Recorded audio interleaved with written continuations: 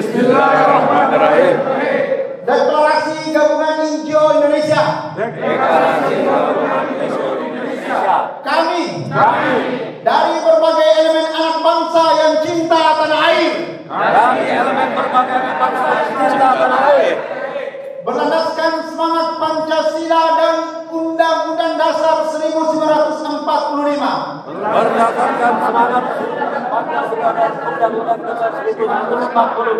Dengan tekad bulat menyatakan. Deklarasi Gabungan Injio Indonesia. Perang lawan korupsi. Korupsi adalah pengkhianat terhadap rakyat. Penghancur moral bangsa. Dan ancaman bagi bangsa masa depan.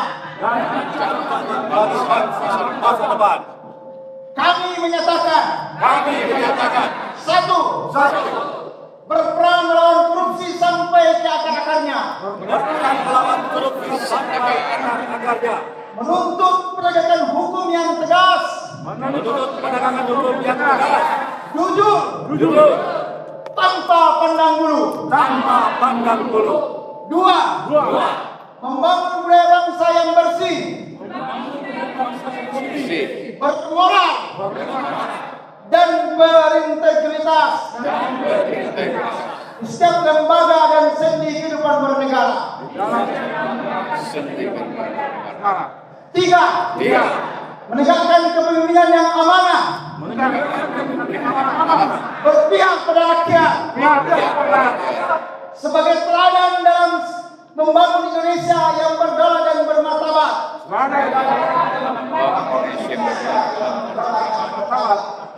Hari ini kami mengibarkan bendera perang melawan korupsi. Kami menyerukan kepada seluruh rakyat Indonesia. Bersatu. Selamatkan negeri ini dari para koruptor. Mereka. Walaupun sampai Antartika. Gajar koruptor. Gerakan semangat literasi nasional yang dimana literasi ini kita semua sepakat bahwa kunci sebuah peradaban suatu bangsa adalah dengan literasi. Oleh karena itu tentunya kecerdasan dalam berliterasi di sini kami untuk melawan korupsi bukan hanya sekedar teori atau sekedar orasi belaka, namun kami berusaha untuk bagaimana membangun kesadaran sejak dini apa itu korupsi dan sebab akibat korupsi serta dampak dari sebuah korupsi. Oleh karena itu dengan kesempatan yang diberikan oleh abang kita ini, khususnya teman-teman Fabem, sebelumnya salam kenal, saya Aladin CS Kehidupan. Kebetulan saya seorang seniman penulis, dan tentunya mudah-mudahan ini bukan hanya menjadi sebuah seremoni saja ya abang ya, tetapi ada sebuah tindakan-tindakan nyata. Dan memang dalam hal ini kami berkeliling di sekolah memberikan pencerahan-pencerahan. Setidaknya memang ini sudah menjadi kekhawatiran beberapa pernyataan-pernyataan pejabat kita bahwasanya OTT bukanlah suatu hal yang baik bagi mereka katanya ya, karena mereka tidak ingin ditangkap. Oleh karena itu bukan saja OTT, karena mereka juga berpikir bahwa korupsi sedikit-sedikit tidak apa-apa kata mereka. Nah inilah yang makanya mentalitas dari literasi mereka itu sudah hancur. Oleh karena itu kalau kita hanya berusaha untuk menghancurkan mereka, namun sistem mereka sudah menguasai bukan hanya dari lingkup dalam hal ini pemerintah pusat, tetapi mereka menguasai dari sisi keamanannya semuanya, sehingga mereka memang belum bisa kita sentuh walaupun kita demo dan hal-hal lain yang kita lakukan. Oleh karena itu tindakan nyata yang bisa kita lakukan adalah membangun awareness dari generasi-generasi yang saat ini belum ya tercemar oleh mereka. Oleh karena itu mari tentunya dengan kegiatan ini bersama kami dalam gerakan semangat literasi nasional, Kita yakini sekali lagi bahwasanya literasi adalah sebuah kunci kesuksesan peradaban suatu bangsa untuk menuju Indonesia emas yang gemilang. Dan kita lawan korupsi karena korupsi merupakan penyakit yang menghancurkan bangsa seperti yang tadi sudah disampaikan oleh saudara kita, seperti peradaban yang sudah hancur.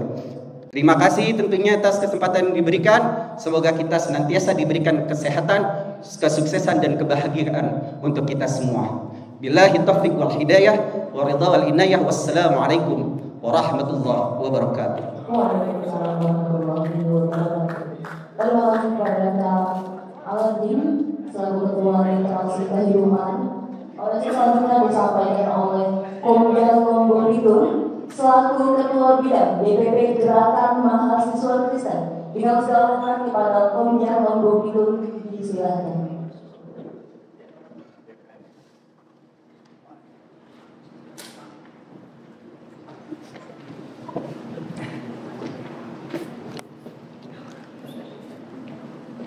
Selamat siang.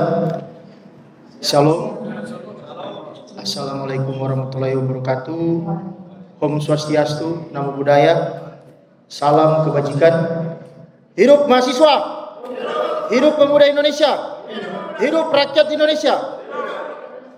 Pertama, saya menegaskan di sini kehadiran saya sebagai Ketua Forum Alumni Badan Eksekutif Mahasiswa Sulawesi Utara. Yang hadir juga di sini Ketua Umum saya, Zainuddin Arsyad. Terima kasih untuk kesempatan. Kawan-kawan sekalian, kita ketahui bersama perjuangan para pendahulu kita ratusan tahun lamanya untuk meraih kemerdekaan Indonesia. Dengan darah, dengan air mata, segalanya dikorbankan. Mereka fokus untuk membentuk bangsa Indonesia yang berdaulat, adil dan makmur. Kita sekarang di tempat ini hanya menikmati kemerdekaan. Kita sekarang di tempat ini hanya menikmati para perjuangan para pendahulu kita. Zaman dahulu kala tidak ada namanya korupsi, tidak ada namanya kejahatan-kejahatan yang merugikan masyarakat Indonesia. Malahan para pendahulu kita berjuang untuk kesejahteraan masyarakat Indonesia. Untuk itu kawan-kawan, bisa saya katakan korupsi adalah kejahatan yang sangat luar biasa. Korupsi adalah kejahatan ekstraordinari. Sepakat? Maka dari itu, peran kita pada saat ini hanya untuk mempertahankan kemerdekaan Indonesia, hanya untuk menghargai marwah perjuangan para pendahulu kita. Maka dari itu, saya Ketua Forum Alumni BEM Sulawesi Utara menyatakan perang melawan korupsi dan mengajak seluruh elemen organisasi kepemudaan, elemen organisasi masyarakat, bahkan seluruh masyarakat Indonesia untuk tidak melakukan korupsi, melakukan perang terhadap korupsi. Kita lawan bersama-sama korupsi. Karena ini akan berdampak terhadap kesejahteraan kita. Bagaimana masyarakat Indonesia akan maju, bagaimana cita-cita pendahulu kita terhadap masyarakat Indonesia yang adil dan makmur akan tercapai jika para elit, bahkan kita pun tidak menghargai perjuangan pendahulu kita. Kita melakukan korupsi dan tidak melawan korupsi. Yang saya hormati dan yang saya cintai, para sepuh. Di sini ada kesepuhan kita Bang Buyung ya dari UI Watch. Kemudian ada Jenderal Sunarko serta apa tadi itu dari yang mewakili Waktu Indonesia Bergerak Bang Chandra Gautama, serta ibu-ibu, emak-emak, adik-adik mahasiswa dan para pemuda yang sangat saya cintai. Ini panjang ceritanya. Dulu kita 2022 sudah meminta makjulkan Jokowi waktu itu. Kita pakai organ taktisnya adalah asli Aliansi Selamatkan Indonesia. Jadi, bagaimana kita bisa menyelamatkan Indonesia? Salah satunya adalah pemberantasan korupsi. Setuju? Oleh karena itu di tempat yang singkat ini, di Gedung Juang ini, di tempat yang sangat heroik dan historis, saya meminta kepada pitung-pitung muda, kalau kata Ustadz Eka Jaya nih, ketua pejabat, mari sadar, bangun dan bangkit serta bersatu untuk melawan korupsi di tanah air. Mengapa begitu? Karena korupsi adalah biang dari segala bapaknya penyakit yang merusak tatanan serta sendi-sendi kebangsaan Indonesia. Bagaimana hari ini adalah bulan Oktober. Ini pemuda-pemuda dari seluruh bangsa setanah air saya menggugah untuk sadar, bangun, bangkit dan selamatkan Indonesia dari korupsi. Ribuan triliun, ratusan BUMN, banyak oligarki-oligarki yang menghancurkan negeri ini. Padahal bagaimana kita dulu para pendiri bangsa, para pejuang, pemuda menyatakan diri dalam Sumpah Pemuda untuk mengintegrasikan diri di dalam Negara Kesatuan Republik Indonesia. Oleh karena itu saya sering menyebut bahwa telah terjadi disorientasi proklamasi, di mana cita-cita luhur kemerdekaan Indonesia untuk menegakkan kepentingan hukum, membangun kesatuan dan persatuan menuju Indonesia yang adil dan sejahtera, justru yang terjadi adalah yang kaya makin kaya, yang miskin makin miskin. Oleh karena itu, di dalam koalisi ini, mari kita himpun, kita bangun dalam sebuah gerakan yang konkret, solid, untuk ke depan bagaimana kita bersama-sama. Karena ini pengalaman sedikit ya Bang Jainuddin, sahabat-bapak sekalian, ini pengalaman pribadi saya. Kami dari Forum Aliansi Masyarakat Anti Korupsi itu membongkar ratusan miliar di Dinas Kebudayaan DKI. Maka kemarin saya sampaikan di KPK, bagaimana mungkin, saya ulangi, bagaimana mungkin Indonesia bisa memberantas korupsi ketika pemuja-pemuja korupsi itu masih berkeliaran. Dan tidak bisa dipungkiri, ini bukti yang empirik, partai-partai banyak yang dibiayai dan disupport serta didukung dananya oleh oligarki. Sedangkan tugas legislator yang harus mendengarkan aspirasi masyarakat, yang harus melakukan legislasi sebagai legislator. Tapi apa yang terjadi? Mereka menjadi konduktor, mereka menjadi katalisator, mereka secara fungsional bukan aspirator, tapi menjadi katalisator oleh para investor. Maka sering saya mengatakan bahwa bangsa ini telah durhaka. Bangsa ini telah melupakan sejarah perjalanan bangsa. Kami ini justru bangga dengan apa? Dijajah. Dulu kakek saya itu dipotong lidahnya oleh Belanda. Hanya apa? Untuk merahasiakan di mana itu para gerilyawan bersembunyi. Tapi sekarang apa yang terjadi? Partai-partai semua melakukan penerbitan undang-undang yang dipesan oleh oligarki. Rusaknya bangsa ini akibat korupsi. Yang lain, saya tidak bermaksud mendiskreditkan departemen yang lain. Cukup korupsi dibantai, dihukum mati, dirampas, dimiskinkan, dan dicabut hak politiknya. Anda bisa lihat di televisi mana? Semua televisi menyiarkan seorang narapidana koruptor bisa berleha-leha. Anda kenal yang namanya Gayus Tambunan? Anda kenal yang namanya Setia Novanto?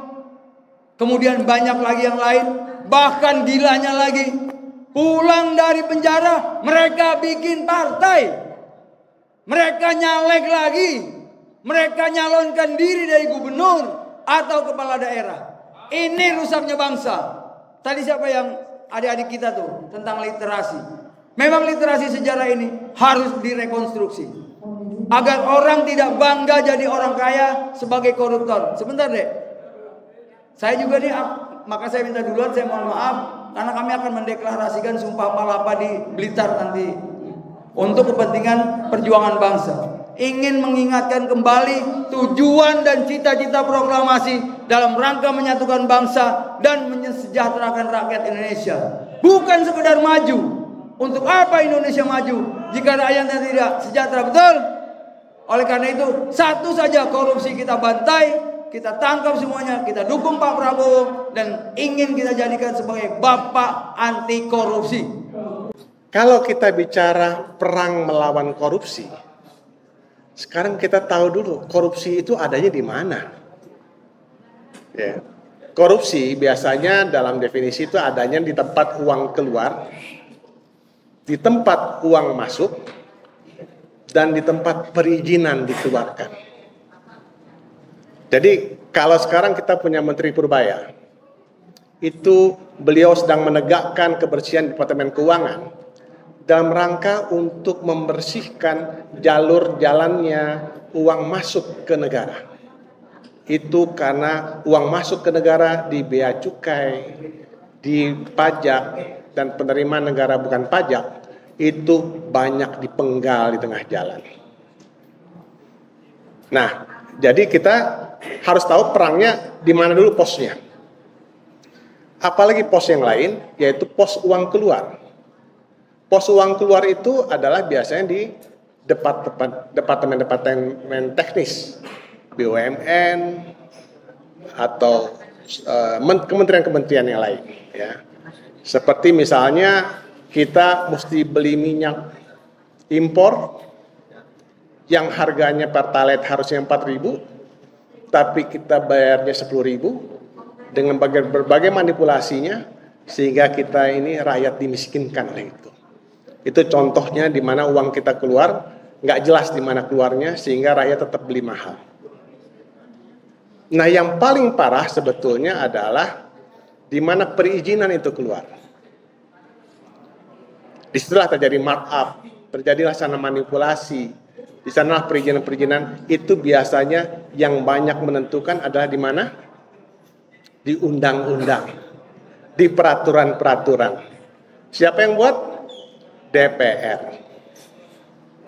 Jadi kalau kita mengambil contoh kasus, misalnya kereta cepat Jakarta-Bandung, inilah kasus daripada korupsi yang paling fenomenal sekarang ini, karena harganya 3 kali lipat daripada harga yang sewajarnya.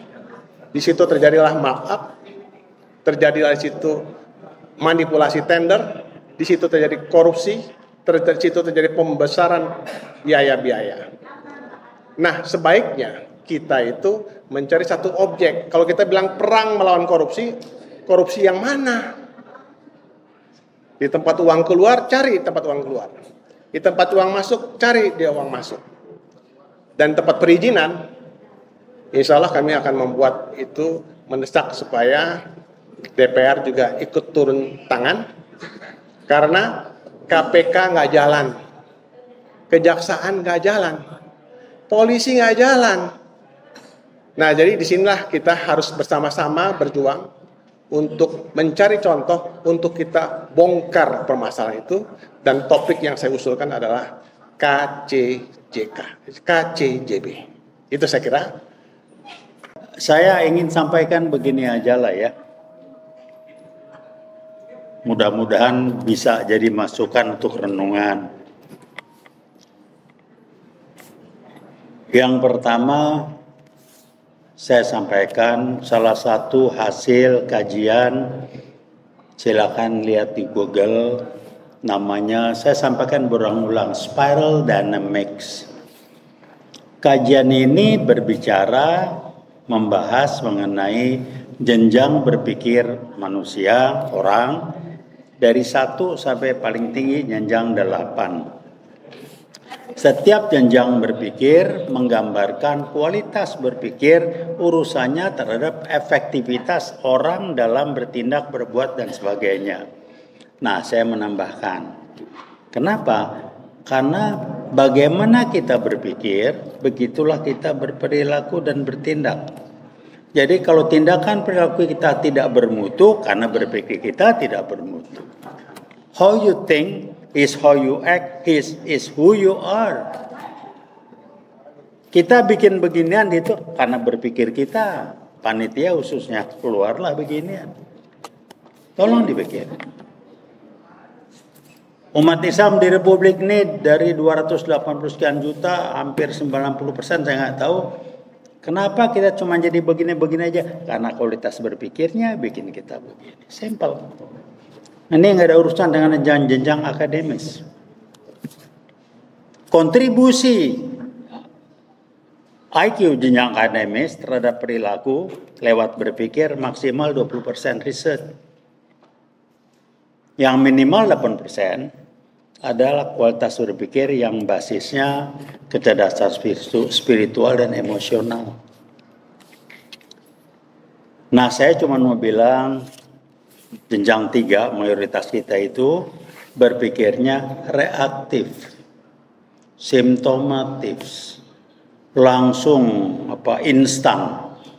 Kalau gini langsung gini, saya nggak tahu, mudah-mudahan enggak. Mungkin tanpa sadar banyak dari kita berpendapat kalau udah kita bilang mari kita bikin seminar diskusi berantas korupsi, maka korupsi sudah akan berkurang. Kita merasa sudah instan. Tantangan utamanya apa? Belum terbiasa berpikir mencari sumber masalah dan menyelesaikan dari sumber masalahnya. Kita enggak. Yang kita atasi simptomnya, disebut simptomatik. Korupsi kan ini akibat aja. Kata saya. Sumber masalah awalnya apa? Gaji pegawai negeri, TNI, Polri nggak benar. Itu aja sumbernya dari sana. Kenapa nggak benar? Hukum mengelola SDM itu salah satunya adalah kalau Anda minta anak buah Anda, orang yang kerja pada Anda, bekerja dengan baik, sebagai kewajiban yang harus dia penuhi, haknya harus diberikan duluan. ASN itu kan bekerja pada negara, TNI, Polri, sebagainya. Sudah diberikan belum haknya untuk dapat hidup yang layak, pensiunnya bagi? Belum. Tapi dituntut gini-gini ya maling lah. Saya alhamdulillah nggak maling karena saya bisnis dulu. Begitu saya pensiun bisnis, saya baru tahu gile gaji pegawai negeri, saya golongan 4E, pengalaman bla bla bla bla, gajinya berapa dah tahu nggak sampai 5 juta. Coba kalau gua nggak ada bisnis, maling kan gua. Paling nggak maling waktu, maling apa segala macam. Ini nggak pernah diselesaikan. Simptomatis, reaktif, langsung. Maaf. Jadi kalau mindsetnya nggak pernah mau berubah, kita orang yang reaktif, senang rame, senang ribut. Wah ini segala macam. Actionnya nggak ada. Saya cuma ngingetin aja, mau begini terus silakan.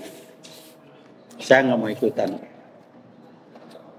Saya punya prinsip sederhana, kalau saya bisa benahi kontribusi untuk satu orang, saya lakukan. Bisa 2 orang, saya lakukan. Saya nggak mau, wah karena sedikit nggak usah lah, nggak mau. Daripada ngomong keluar, nggak ada actionnya, ngapain? Hari ini saya sih apresiasi hadir, tapi saya prihatin. Yang datang Anda bisa hitung berapa banyak. Tolong tanya, kenapa? Saya nggak mau kasih komentar. Yang lain lagi adalah, itu yang saya bilang, kita ini sangat kurang berpikir kenapa. Tapi mikirnya pokoknya, biasanya, ini begini, kenapa?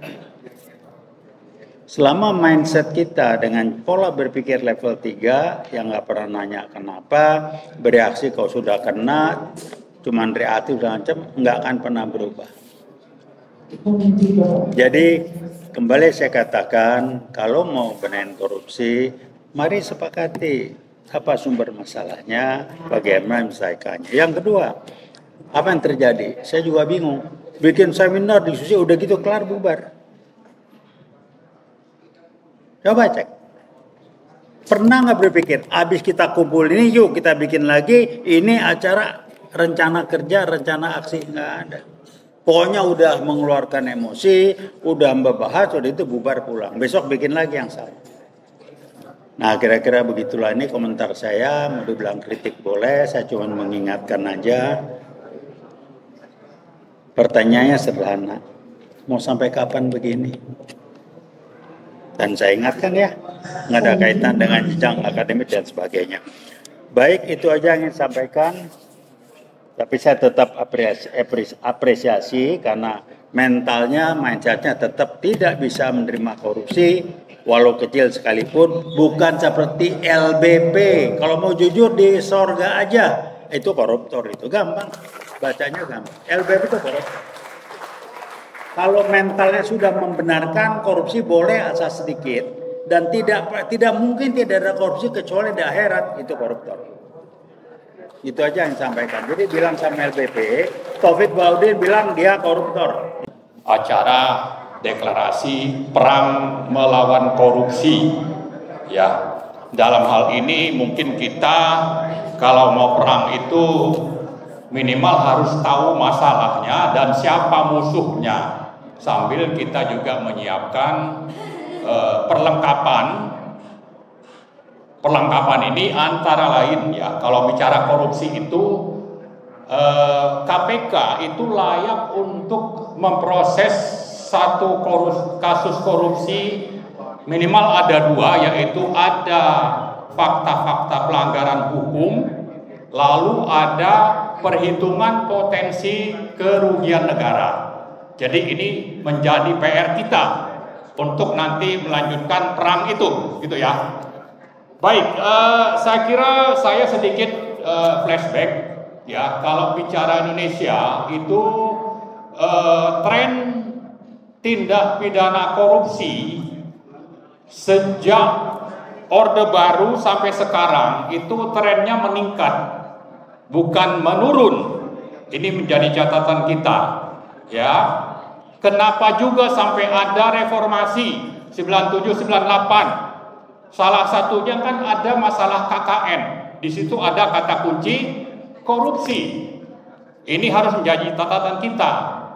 Orde Baru, Orde Reformasi, dan sekarang ini mungkin bisa dianggap reformasi juga. Tapi faktanya setelah reformasi itu ada misalnya sebelumnya Gus Dur, Megawati, kemudian SBY, lalu terakhir itu Jokowi. Trennya itu justru semakin meningkat. Ini yang harus menjadi catatan kita. Nah, apa saja yang misalnya dilakukan oleh Jokowi untuk menjalankan agenda korupsinya, KKN-nya, misalnya melanggar prinsip-prinsip moral, konstitusi, Pancasila, undang-undangan, dan berbagai peraturan-peraturan yang ada itu dilanggar.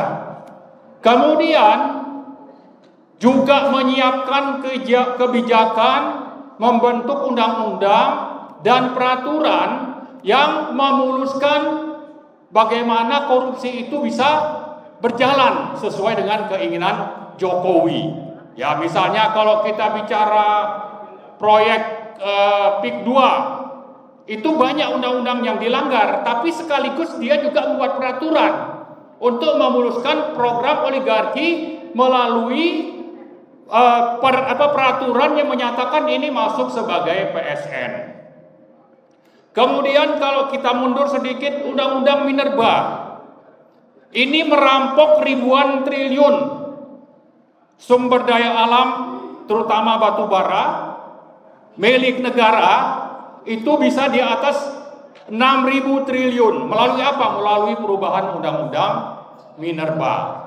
Jadi ada pelanggaran, ada penyiapan kebijakan dan undang-undang, kemudian juga ada pengerahan aparat negara, aparat penegak hukum, termasuk di dalamnya itu adalah buzzer, ya. Kemudian juga bekerja sama dengan asing, terutama Cina. Kemudian menyandra lawan-lawan politik atau partai atau pengurus partai yang tidak sejalan dengan kepentingan Jokowi tadi untuk menjalankan agenda oligarkinya, terutama untuk mempertahankan kekuasaan dan berburu rente. Nah, itulah yang dilakukan oleh Jokowi.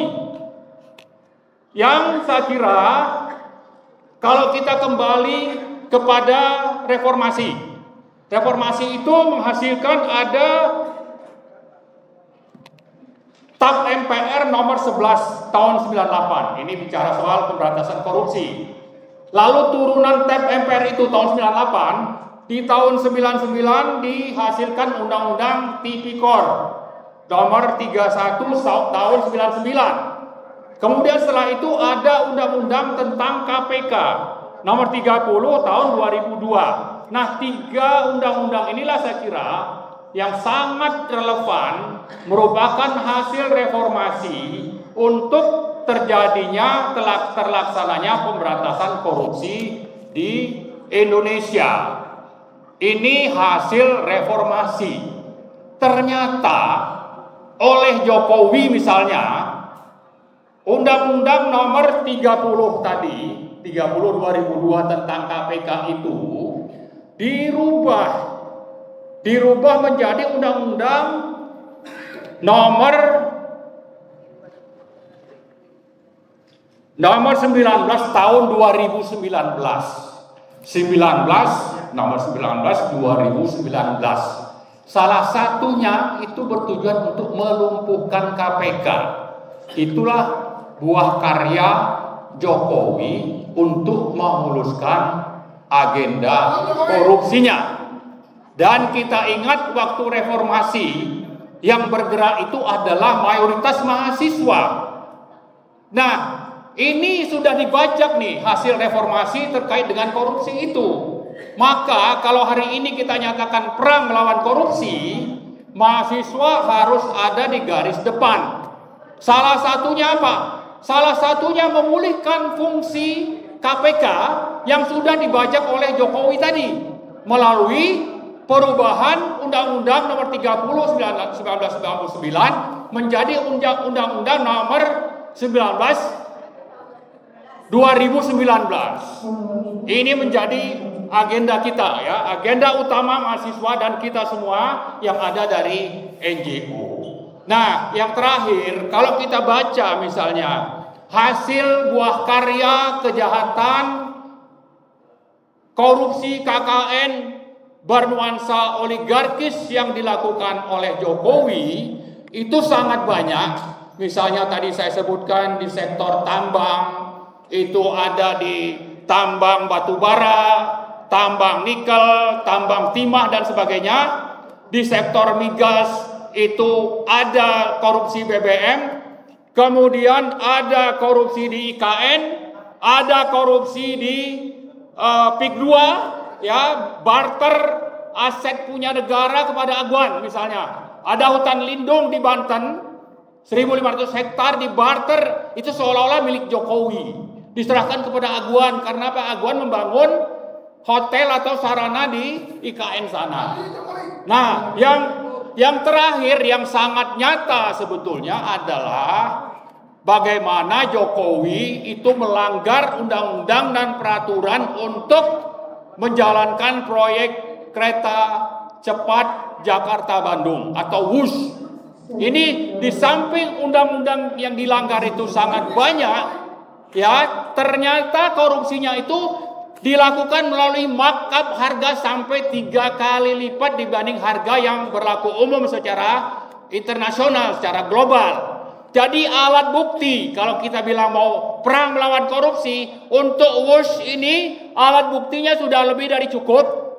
Karena itu mari terus kita suarakan, mari kita tuntut Pak Prabowo itu untuk tidak omon-omon.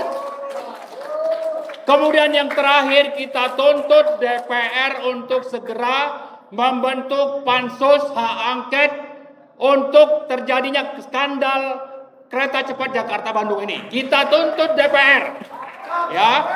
Untuk itu mari semua teman-teman LSM, mahasiswa bangkit melawan korupsi, memulai dengan penuntasan kasus skandal korupsi kereta cepat Jakarta-Bandung.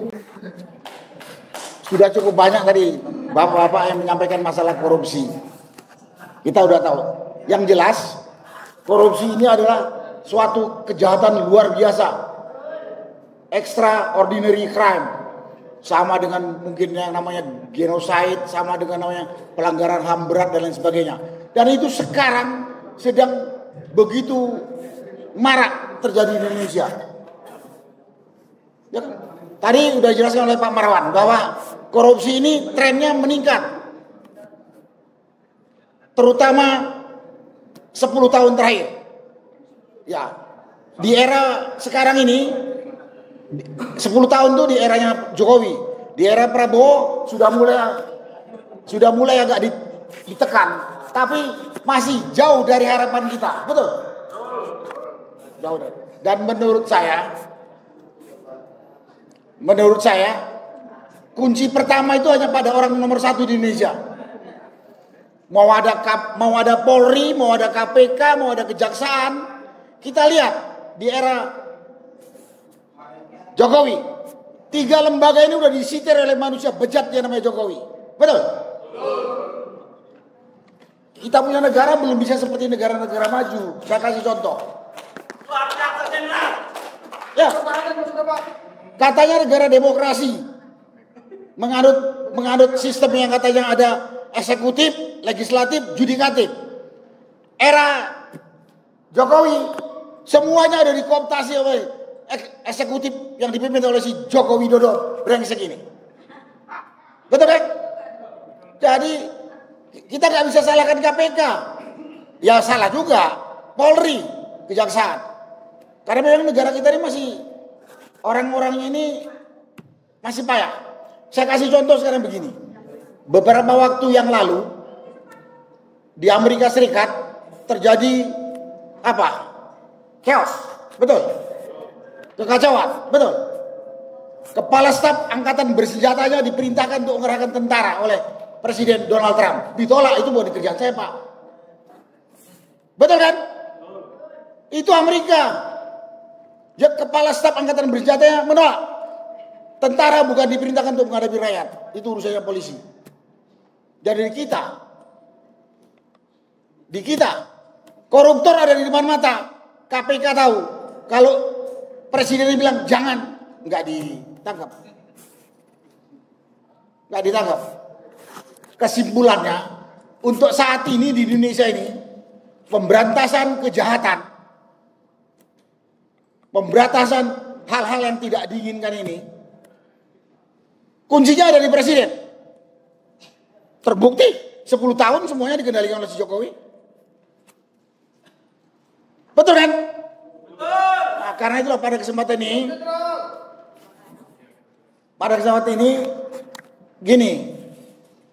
Tadi ini sudah cukup bagus, sudah cukup banyak materi.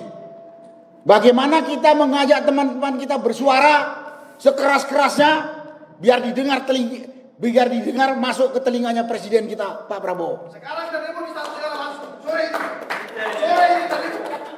ini. Nggak usah terlalu banyak ngomong di sini. Di kampung halaman sana. Ya, begitu. Jadi sampai didengar. Sehingga apa maksudnya? Kenapa saya akan begitu? Karena saya melihat dan mungkin teman-teman di sini, Presiden Prabowo masih takut-takut sama koruptor. Sampai hari ini menurut saya dan beberapa teman, Presiden Prabowo masih takut pada koruptor, belum tegas.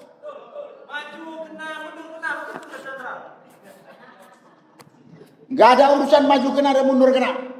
Ya, risiko jadi pemimpin. Kalau nggak berani, jangan jadi pemimpin. Jadi, Mbak, nanti ngambang nih, Mbak. Jadi sekali lagi, sampai hari ini saya lihat Presiden Prabowo sudah melakukan tekanan dan perang kepada koruptor. Tapi masih jauh dari harapan. Betul. Rajanya koruptor belum ditangkap. Ya kan? Kesimpulan saya, Presiden Prabowo masih takut sama koruptor. Karena itu kita mari semuanya ajak rakyat bersuara, sampaikan, dan mungkin omongan saya ini mudah-mudahan didengar.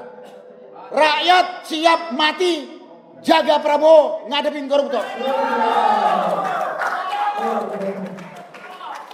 Jadi Pak Prabowo jangan takut-takut lagi.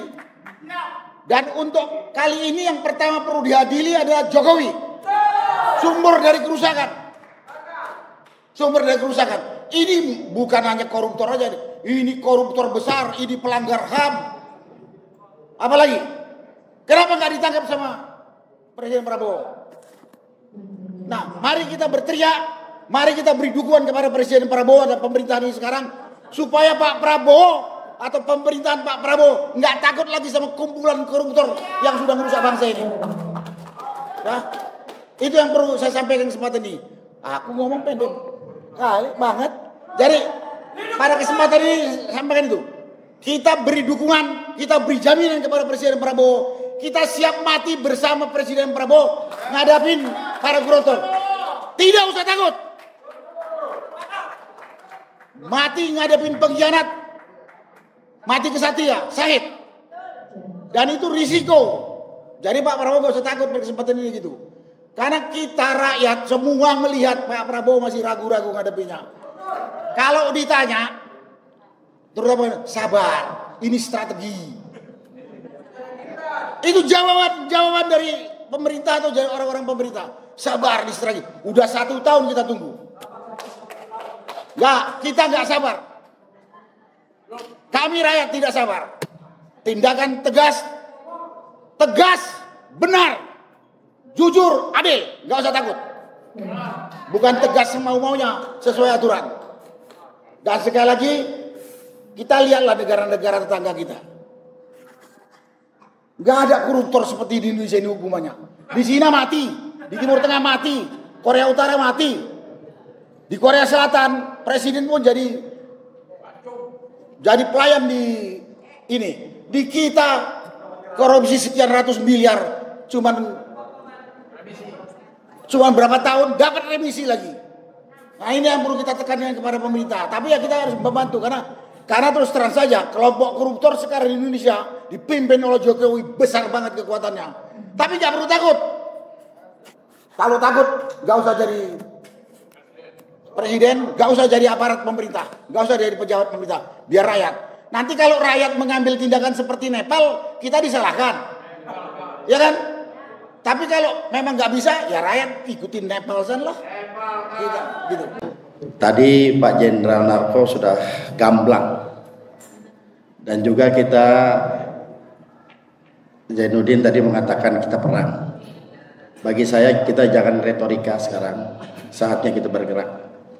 Kapan waktu itu akan ditentukan, target operasionalnya jelas, TO-nya jelas, ya KPK dan Kejaksaan Agung. Di periode terakhir Jokowi dengan geng Solonya itu korupsi 984 triliun. Resmi laporan dari PPATK, resmi. Terus kita mau diam aja. Terus mahasiswa mau kemana? Jangan sampai pimpinan mahasiswa tersandra lagi kayak kemarin-kemarin. Diajak ke luar negeri, ditaruh di kamar, dikasih perempuan, selesai. Ya. Kita menginginkan mahasiswa yang terpelihara, bukan omong-omong doang. Buktikan di jalanan, buktikan di lapangan, jangan kalah sama sesepuh orang-orang tua kita yang turun ke lapangan. Kita tidak butuh retorika, kita tidak butuh omong-omong besar. Buktikan di jalanan, buktikan di lapangan, kita siap perang melawan koruptor. Takbir. Percuma kalau ngomong doang. Saya mau tahu selesai acara ini apa lagi. Kalau cuma ngumpul seremonial doang, bosan kita begini terus. Kita bisa kerahkan berapapun kalau kita mau, yang penting kita kompak. Kita buktikan di lapangan, kita buktikan di jalanan bahwa kita bukan omong-omong doang. Percuma. Ayo, saat ini kita demo. Kapan antum mau turunkan pasukan antum, kita turun. Baik, saya pegang, saya catat Zainuddin. Saya pegang. Kita akan turun sama-sama. Bagi saya percuma kita omong-omong doang, betul.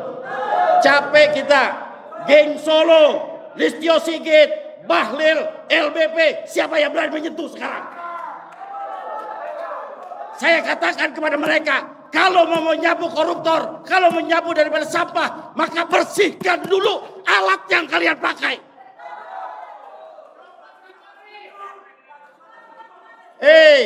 Kita membersihkan koruptor, tapi lembaga kita dibiayai oleh polisi, dibiayai oleh Kapolri, dibiayai oleh Kapolda. Mana realisasinya? Betul. Kita tahu siapa yang dibiayai polisi. Siapa yang dibiayai oleh mereka antek-antek pengkhianat bangsa. Jangan berbicara lantang koruptor, hapus. Perang lawan koruptor. ternyata mereka dibiayai oleh koruptor untuk melindungi koruptor-koruptor yang lainnya. Mana kita lihat ketika pagar laut kita turun bersama, adakah mereka yang turun? Adakah ketika PIK 2 kita turun, adakah mereka turun? Besok kita tunggu di Mauk tanggal 10 November, sama-sama kita perang melawan PIK 2. Kita tunggu apa yang kamu tahu. Saya ingin membuka suatu perkataan daripada seorang bernama Albert Camus. Dia mengatakan the only way to deal with an unfree world is to become so absolutely free that your very existence is an act of rebellion. Dari suatu tindakan yang kemudian hari ini dilakukan sampai-sampai mengganggu kenyamanan daripada penguasa dan oligarki, maka dia dikatakan pemberontak, kawan-kawan. Itu yang terjadi oleh Del Pedro, itu yang terjadi oleh kawan-kawan kita yang hari ini masih masuk penjara. Pada tanggal 28 sampai kemudian bulan September kemarin masih ditahan dan kemudian akan diproses. Maka untuk itu saya meminta kepada Bapak Presiden agar membebaskan mereka, dan saya yakin sepenuhnya karena mereka itu tujuannya satu, untuk kemudian membebaskan negara ini daripada jeratan korupsi. Maka apa-apa yang kemudian kita lakukan ini akan kemudian hanya menjadi omongan belaka, tetapi tindakan yang kemudian nyata itu yang harus direalisasikan. Maka saya daripada BEM Universitas Muhammadiyah Jakarta mewakili Menteri daripada Kajian Strategis dan Aksi akan kemudian membersamai daripada aksi-aksi ataupun perlawanan-perlawanan yang dilakukan kepada para koruptor. Koruptor harus ditangkap. Betul arti itu, betul kawan-kawan. Kita tahu bahwasanya WUS itu untuk kepentingan siapa? Tetapi hari ini rakyat yang kemudian dibebankan. Kita tahu hari ini IKN yang awalnya dijanjikan investor tetapi diambil anggarannya dari APBN. Kita tahu bagaimana proyek-proyek yang hari ini terjadi banyak korupsinya, kawan-kawan. Itu adalah pemerintahan-pemerintahan yang sebelumnya, dan kemudian orang-orang itu masih ada di tubuh daripada pemerintahan rezim Bapak Prabowo. Maka untuk itu kita menginginkan yang namanya perubahan secara holistik, kita menginginkan yang namanya penindakan secara akar rumput. Maka siapa-siapa yang hari ini masih kemudian berada di rezim yang harusnya diadili, sepatutnya diadili untuk kemudian menjalankan amanat konstitusi. Apa itu amanat konstitusi? Bahwasanya bumi, air dan segala sumber daya alam yang ada di dalam Indonesia ini harus diperuntukkan untuk kesejahteraan rakyat Indonesia, bukan untuk oligarki, bukan untuk kemudian elit-elit tertentu, Bapak Ibu sekalian. Maka jangan sampai konstitusi itu hanya indah di hadapan, di atas kertas, tapi di hadapan realitas sangat pelik. Maka saya tidak panjang, saya hanya menginginkan yang namanya perubahan secepat-cepatnya, hanya kemudian mendukung segala perlawanan melawan korupsi. Betul atau betul Bapak-Bapak sekalian? Tangkap itu koruptor, tangkap itu. Hari ini program-program Bapak Prabowo tidak kemudian mendapatkan hasilnya karena masih ada orang-orang yang kemudian mengganggu Bapak Presiden ini sendiri. Pertumbuhan 8% hanya menjadi sebuah wacana, hanya sebuah ilusi yang kemudian tidak mencapai yang namanya tujuannya. Maka untuk itu langkah pertama harus kita kemudian tangkap koruptor. Tangkap itu orang-orang yang kemudian disebut oleh Bapak sekalian tadi, yang kemudian tersandung diduga koruptor. Luhut maupun itu Gibran mau itu apapun itu harus ditangkap. Betul betul Bapak sekalian. Mungkin itu saja dari saya. Hidup mahasiswa, hidup rakyat Indonesia, hidup ibu yang melawan.